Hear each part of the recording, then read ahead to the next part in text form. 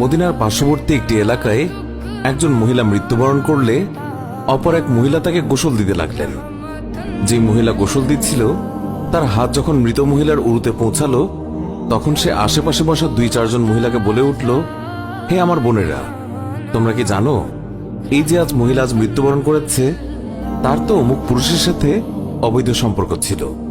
গোসল প্রদানকারী মহিলা যখনই এই কথা বলল, অমনি সাথে সাথে অলৌকিকভাবে তার হাত মৃত মহিলার উরুর সাথে আটকে গেল। পাশের মহিলারা ওই মহিলার হাত ছুটানোর জন্য অনেক টানাটানি করল, কিন্তু কিছুতেই ছুটাতে পারল না। বেশ জোরাজুরি করাতে হাতের সাথে উরুও চলে আসতে লাগলো। এইভাবে অনেক সময় অতিবাহিত হতে লাগলো। মৃত মহিলার আত্মীয় স্বজনেরা বলতে লাগলো, বিবি, এই যে দ্রুত গোসল শেষ করুন, সন্ধ্যা হয়ে আসছে, জানাজা শেষে আমাদেরকে দাফন করতে হবে। মহিলাটি বলল, আমি তো তোমাদের মৃত মহিলাকে ছাড়তে চাই, কিন্তু সে আমাকে ছাড়তে চায় না। এইভাবে রাত হয়ে গেল আর তার হাতও উরুর সাথে আটকেই রইল। ভোর হলো, কিন্তু ওইভাবেই রইল। তখন সমস্যার জটিলতা দেখে মহিলার পরিবারের সদস্যগণ উলামায়ে কেরামের কাছে গেলেন এবং একজন আলেমকে বললেন, মৌলভী সাহেব, একজন মহিলা অন্যজনকে গোসল দিচ্ছিলেন, তখন তার হাত মৃত মহিলার উরুর সাথে আটকে গেছে, এখন কি করা যায়? তিনি ফতোয়া দিলেন, ছুরি দিয়ে জ্যান্ত মহিলার হাত কেটে দাও। তখন গোসল প্রদানকারী মহিলার আত্মীয়রা বলল, আমরা আমাদের মহিলাকে ত্রুটিযুক্ত বানাতে চাই না, আমরা তার হাত কাটতে দেব না। সবাই অন্য মৌলভীর কাছে গেলেন, তাকে সবকিছু বললে তিনি বললেন, ছুরি দিয়ে মৃত মহিলার গোশত আলাদা করে দাও। তখন মৃত মহিলার আত্মীয়রা বলল, আমরা আমাদের মৃতকে খারাপ বানাতে চাই না।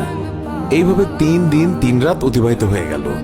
প্রচন্ড গরম ছিল, সূর্যের তাপ ভয়াবহ রূপ ধারণ করল, ফলে দুর্গন্ধ ছড়াতে লাগলো। আশেপাশের অনেক এলাকায় খবর ছড়িয়ে পড়ল। সবাই ভাবল, এখানে তো সমাধান হচ্ছে না, চলো মদিনায় যাই। সেখানে তখন ইমাম মালিক রহমাতুল্লাহ আলাই প্রধান কাজীর মর্যাদায় ছিলেন। লোকেরা মালিক রহমাতুল্লাহ আলাইয়ের দরবারে পৌঁছে বলল, হযরত, একজন মহিলা অপর একজন মৃত মহিলাকে গোসল দিচ্ছিলেন, তখন তার হাত মৃত মহিলার উরুর সাথে আটকে গেছে, ছাড়ানোই যাচ্ছে না। 3 দিন হয়ে গেছে, এখন কি ফতোয়া? ইমাম মালিক রহমাতুল্লাহ আলাই বললেন, আমাকে সেখানে নিয়ে চলো। সেখানে গেলেন এবং চাদর দিয়ে আড়াল দেয়া হলো। তারপর পর্দার ওপাশ থেকে দাঁড়িয়ে গোসল প্রদানকারী মহিলাকে তিনি বললেন, বিবি, যখন তোমার হাত আটকে যায় তখন তুমি কিছু বলনি তো? মহিলা বলল, আমি শুধু এইটুকুই বলেছি, এই যে মহিলা মৃত্যুবরণ করেছে তার তো অমুক পুরুষের সাথে অবৈধ সম্পর্ক ছিল। ইমাম মালিক রহমাতুল্লাহ আলাই বললেন, বিবি, তুমি যে এই অপবাদ দিয়েছ এর সপক্ষে নিজ চোখে দেখেছে এমন 4 জন সাক্ষী তোমার আছে কি? মহিলা বলল, না। তখন ইমাম মালিক বললেন, ওই মহিলা তোমার সামনে স্বীয় পাপের স্বীকারোক্তি দিয়েছে কি? মহিলা বলল, না। তখন বললেন, তবে তুমি কিসের ভিত্তিতে অপবাদ দিলে? মহিলা বলল, আমি তো এই জন্য বলে দিয়েছি যে মৃত মহিলা কলস উঠিয়ে অমুকের দরজার সামনে দিয়ে যাচ্ছিল।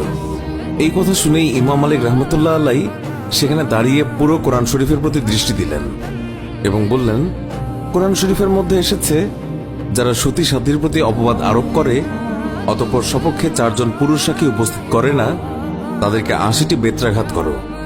সূরা নূর আয়াত 4। যেহেতু তুমি কোনো প্রমাণ ছাড়া একজন মৃত মহিলার উপর অপবাদ আরোপ করেছ, আমি প্রধান কাজী হিসেবে নির্দেশ দিচ্ছি, জল্লাদ, তাকে বেত্রাঘাত করতে শুরু করো। জল্লাদ তাকে প্রহার করতে শুরু করলো। তাকে বেত্রাঘাত করা হচ্ছিল। 70টি বেত্রাঘাত মারা হলেও হাত পূর্বের মতো আটকেই রইল। 75টি বেত্রাঘাতের পরেও পূর্বের মতোই রইল। 79টি বেত্রাঘাতের পরও হাত উরুর সাথে আটকেই রইল।